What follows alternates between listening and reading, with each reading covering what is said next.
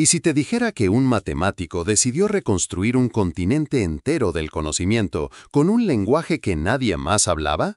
Y juró que al terminar, un misterio que resistió durante más de un siglo caería como una pieza de dominó. Ese matemático es Shinichi Mochizuki, y su aventura, te guste o no, ya cambió la historia de la matemática. La pregunta es si el mundo está listo para entender cómo lo hizo. Nació en Japón, creció entre culturas y muy pronto mostró un talento poco común para abstraer y conectar ideas lejanas. De adolescente ya pensaba en preguntas que a otros les ocupan toda una vida. Entró muy joven a la universidad, respiró el aire denso de Princeton y se formó entre gigantes silenciosos de la aritmética. No era el tipo de genio ruidoso que presume ecuaciones en la pizarra. Era el que mira la pizarra y decide que hay que cambiar la tiza, el tablero y, si hace falta, la forma de leer. Su primera huella profunda aparece en un territorio casi mítico, la geometría anabeliana. Una idea de Grothendieck que decía, en esencia, que si miras con el ojo correcto, el ojo del grupo fundamental, puedes reconstruir una curva solo por la huella de sus simetrías. Parece magia. Mochizuki fue uno de los que convirtió esa magia en método.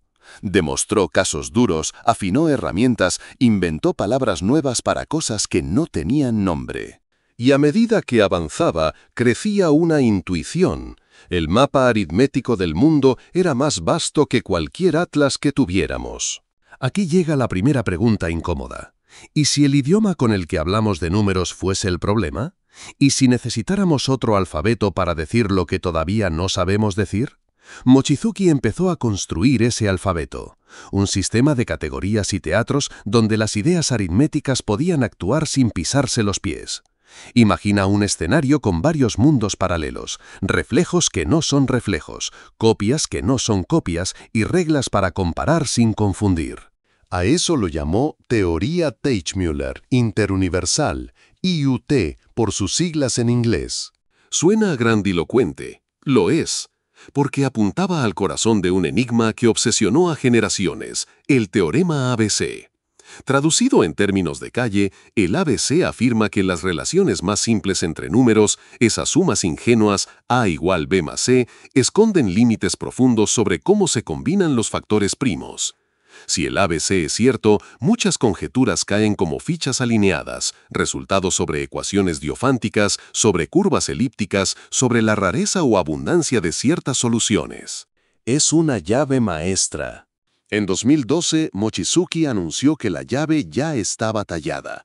Publicó 4 textos monumentales, cientos de páginas con una voz propia, donde afirmaba haber domado el ABC usando su nuevo lenguaje. El mundo de la matemática se detuvo un instante. Luego respiró, y se dividió entre quienes vieron allí un continente nuevo y quienes, sencillamente, no encontraron la costa donde desembarcar.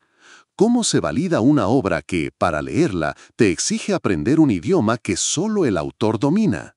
La segunda pregunta incómoda es todavía más afilada. ¿Puede una comunidad aceptar una prueba que nadie sabe traducir a los dialectos conocidos? La matemática no es fe, es verificación. Se organizaron seminarios, talleres, lecturas conjuntas. Algunos discípulos de Mochizuki y colegas cercanos dijeron haber cruzado el puente y confirmado la estructura. Otras voces de enorme prestigio aseguraron que había un hueco, un salto no justificado. Durante años, la discusión fue minuciosa y a ratos tensa. No hablamos de chismes, hablamos de páginas y páginas de argumentos. Mientras tanto, vale la pena mirar la persona detrás del huracán. Mochizuki evitó el circuito mediático. No buscó fama ni portadas. Se mantuvo en Kioto, en el ambiente sereno del instituto donde trabajaba y siguió ampliando las piezas de su sistema. El rumor del mundo chocaba con la calma del claustro. Había quien le pedía una versión corta, una explicación para no iniciados. Él respondía con más precisión, con más contexto, con la certeza de que simplificar sin cuidado es traicionar. No era terquedad gratuita, era convicción de método. Tercera pregunta, quizá la más humana. ¿Qué se necesita para caminar solo cuando el mapa te lo estás inventando tú? Coraje, sí, paciencia, también, y un respeto casi sagrado por la estructura interna de las ideas. En Youth, Mochizuki insiste en no identificar objetos que se parecen demasiado, en no caer en el reflejo mental de estos dos son lo mismo solo porque nuestras manos quieren pegarlos. Su apuesta es proteger las distinciones sutiles donde a veces se esconden las claves. Y esa disciplina, aunque desespere, es parte del valor de la obra. Ahora, detengámonos un momento en qué significa probar algo en este contexto. Una prueba no es solo una cadena de implicaciones, es una ruta que otros pueden recorrer. Escribir para uno mismo y escribir para el mundo son artes diferentes. ¿Se puede pedir a un autor que cambie su arquitectura solo para que parezca familiar? ¿O se debe pedir a la comunidad que aprenda a habitar una casa con pasillos desconocidos? El caso Mochizuki nos obliga a pensar la matemática como una cultura con normas vivas, no como un código cerril e inmutable. Es tentador reducir la historia a un sí o no sobre el ABC. Pero hay algo más profundo, el modo en que reacciona una tribu de expertos cuando alguien mueve las paredes del templo. Algunos sienten que el aire entra mejor, otros sienten corrientes frías que enferman. Y sin embargo, la única forma de saber si una arquitectura es habitable es viviendo en ella, estudiándola con paciencia, usándola en problemas nuevos, viendo si aguanta el peso de otras conjeturas. Si su andamiaje revela grietas, se reforzará o se desarmará. Si resiste, se convertirá en parte del paisaje. ¿Y qué hay de lo que ya cambió? Incluso antes de un veredicto final, el campo alrededor de la IUT se enriqueció. La comunidad se vio obligada a articular por qué ciertas identificaciones son legítimas y otras, peligrosas. Se pulieron intuiciones sobre simetrías aritméticas, sobre cómo comparar estructuras sin confundirlas, sobre qué significa transportar información entre mundos que se parecen pero no son idénticos. Nuevos términos entraron en circulación y algunas ideas empezaron a migrar a problemas colindantes. A veces, el legado de una teoría no es la solución que promete, sino las herramientas que deja. Vuelve por un momento a la geometría anabeliana, la primera cumbre de Mochizuki. Allí ya estaba la semilla. La identidad de un objeto no se reduce a su forma, sino a la red de simetrías que lo envuelve. En Youth, esa semilla crece en un bosque de teatros, donde los actores aritméticos representan la misma obra en escenarios distintos, con disfraces que impiden reconocerlos de un vistazo. Lo esencial es seguir el guión de las relaciones, no las máscaras. Es un llamado a refinar la mirada, a aceptar que el parecido engaña y que si no cuidamos las sutilezas, confundimos ecos con voces. Imagina, para entender el pulso, un cuento. Dos ciudades separadas por un río. A primera vista parecen la misma, calles paralelas, plazas gemelas. Si construyes un puente y las tratas como idénticas, muchas cuentas salen bien. Pero hay diferencias microscópicas, un leve giro en una calle, una sombra de más en una esquina, un reloj adelantado 2 minutos. Youth te prohíbe ignorarlas, te obliga a contarlas con rigor. Y en la suma de esas pequeñas asimetrías aparece la puerta que estaba cerrada. ¿Molesto? Sí. ¿Fructífero? Esa es la apuesta. Volvamos al ABC, porque ahí está la intuición emocional del público. ¿Por qué importa tanto? Porque dice que las combinaciones más simples de números encierran límites sobre la complejidad de sus factores, que la armonía entre suma y factorización no es infinita, que hay una economía profunda regulando la rareza de ciertas coincidencias. Es la clase de principio que, cuando es verdadero, ilumina pasillos enteros. Por eso duele tanto el desacuerdo. No es un capricho, es una brújula que podría ajustar el rumbo de muchas otras preguntas. Y aquí aparece una lección que trasciende la matemática.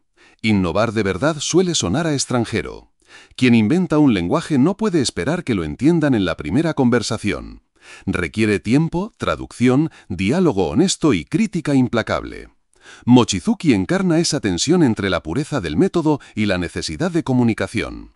No es un héroe ni un villano en esta historia. Es un autor radical de su propio guión. Y eso, ya por sí mismo, lo vuelve una figura inevitable.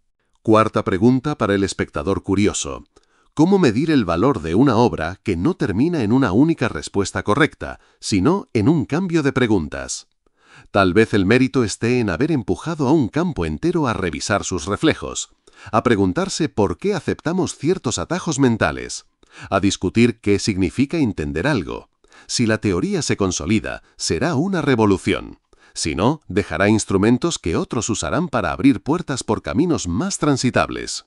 En ambos casos, el paisaje ya no es el mismo. También hay una dimensión ética en juego. La presión por los resultados, por los titulares, por el veredicto rápido, choca con el ritmo interno de la ciencia delicada. La matemática madura en silencio, en páginas con anotaciones al margen, en seminarios donde se pregunta sin miedo a quedar mal. Exigir una sentencia en dióxido de carbono no la acelera, la contamina. En el caso Mochizuki, lo responsable es sostener el esfuerzo de lectura, mantener la crítica argumentada y evitar las caricaturas. Nadie gana cuando convertimos la complejidad en eslogan. ¿Qué pasa si, dentro de unos años, una generación que creció leyendo Yud empieza a usarla sin dolor? Lo impensable de hoy podría volverse rutina. La propia historia de las matemáticas está llena de ideas que parecían invivibles y que con el tiempo se volvieron lenguaje común. También hay teorías que se intentaron con valentía y se abandonaron con dignidad. La diferencia no la marca el orgullo, la marca el uso. Sirve para resolver problemas, para conectar campos, para prever lo que antes no veíamos. Esa es la vara. Y sin embargo, más allá del dictamen final, hay un hecho que conviene saborear. Un ser humano decidió que el terreno no bastaba y se puso a construir más terreno. No es frecuente, no es cómodo. Y por eso mismo, aunque nos incomode, vale la pena mirarlo con atención. La matemática no avanza solo sumando teoremas, a veces avanza inventando lentes nuevas. Mochizuki diseñó una, y nos reta a probarla, a criticarla, a ponerla al sol y también a la sombra. Si te preguntas qué está en juego para ti, lector o espectador, piensa en esto. La ciencia no es un catálogo de respuestas, es una cultura de preguntas bien hechas. La historia de Mochizuki nos recuerda que preguntar y si nuestro idioma no alcanza es legítimo. Que reescribir la gramática puede ser necesario cuando el mensaje no cabe. También nos recuerda que, sin comunidad, la gramática no se habla. Hace falta enseñar, aprender, rebatir, insistir, rendirse a veces y, otras, perseverar. Todo eso es parte de la obra. Imagina el cierre de esta historia en dos finales alternativos. En uno, la comunidad adopta la teoría, la usa, la extiende y el ABC queda atrás, como una montaña ya escalada cuya vista abre otras cumbres. En el otro, la teoría se reconoce como una exploración valiente que clarificó límites y dejó herramientas, pero cuyo puente principal no aguantó el peso.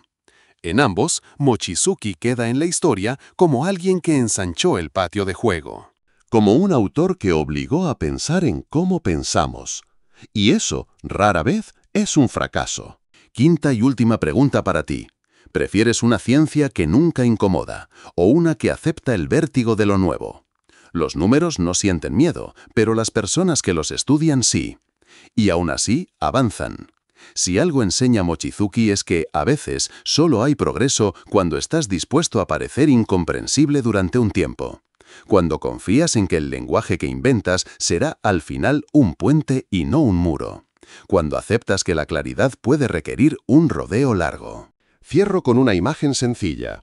Piensa en un artesano que fabrica su propia herramienta porque ninguna del mercado sirve para el detalle que quiere tallar. Tarda más, se equivoca, ajusta milímetros. Cuando por fin termina, la herramienta parece extraña a cualquiera que no haya intentado ese mismo tallado. Pero en las manos de quien aprende a usarla, abre la posibilidad de una filigrana imposible antes. Eso es, en el fondo, la apuesta de Mochizuki. No pidió permiso para hacerla. Pidió paciencia para probarla. Y ahora la decisión nos toca a nosotros. Leer, aprender, criticar, construir. Hacer sitio a lo difícil sin romantizarlo. Exigir claridad sin exigir atajos. Si lo hacemos, gane o no su apuesta con el ABC, la historia ya habrá ganado algo mayor, una comunidad más consciente de su lenguaje, de sus límites y de su poder. Porque las grandes revoluciones no siempre empiezan con un «eureka».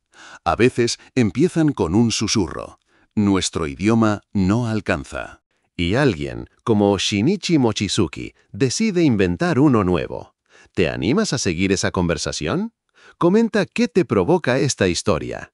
Y, si te quedó vibrando una pregunta, tráela. Las mejores puertas se abren así, con preguntas que insisten.